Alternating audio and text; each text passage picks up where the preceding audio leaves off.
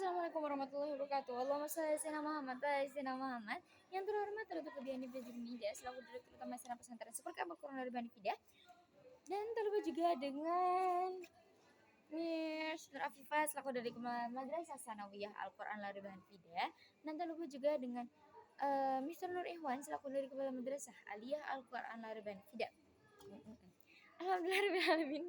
Kali ini saya Hanza Wartena Zara dari kelas 9 MTS Al-Quran dari Bani Fidah akan presentasikan tentang zat aditif. Ya, zat aditif yang kedua. Jadi zat aditif apa sih zat aditif itu? Zat aditif itu adalah seperti yang sudah saya jelaskan sebelumnya. Zat aditif itu adalah zat sebagai tambahan yang mana itu bisa digunakan sebagai di makanan seperti MSG, penyedap, pewarna juga perasaan. Oke. Yang dia ini tidak membuat kecanduan gitu ya udah. Cuma karena diambil dari kata add yang memiliki tambah jadinya additive. So, zat aditif. Zat aditif itu jenisnya ada banyak. Contohnya itu seperti pewarna, penyedap, pengawet dan juga pemanis. Nah, dia ini kalau misalnya pewarna dia itu seperti kayak pewarna merah. Dan dia itu juga ada yang alami dan juga ada yang buatan. Oke, contohnya tuh kalau misalnya alami itu ada kayak misalnya kalau warna hijau itu dari daun pandan, terus kalau misalnya warna merah itu dari strawberry atau buah naga, atau pink itu kan biasanya dari buah naga gitu. Nah, kalau misalnya buatan itu biasa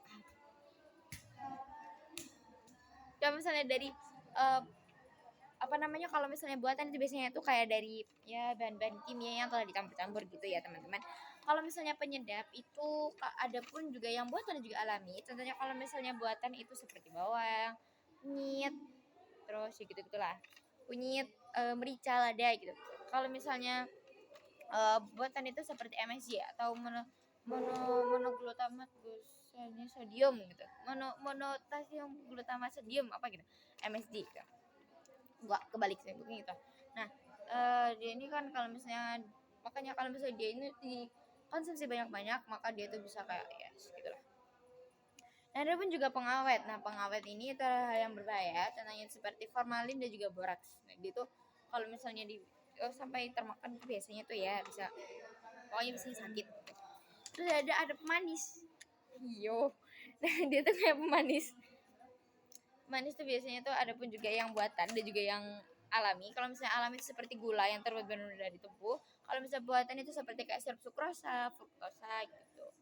Nah, ada pun upaya untuk kita agar bisa mencegahnya. Contohnya itu seperti mengonsumsinya secara tidak berlebihan dan menjaga apa yang kita makan dan teliti terhadap memilih makanan karena kita tahu kalau misalnya makanan kayak gitu tuh pasti ada itunya lah.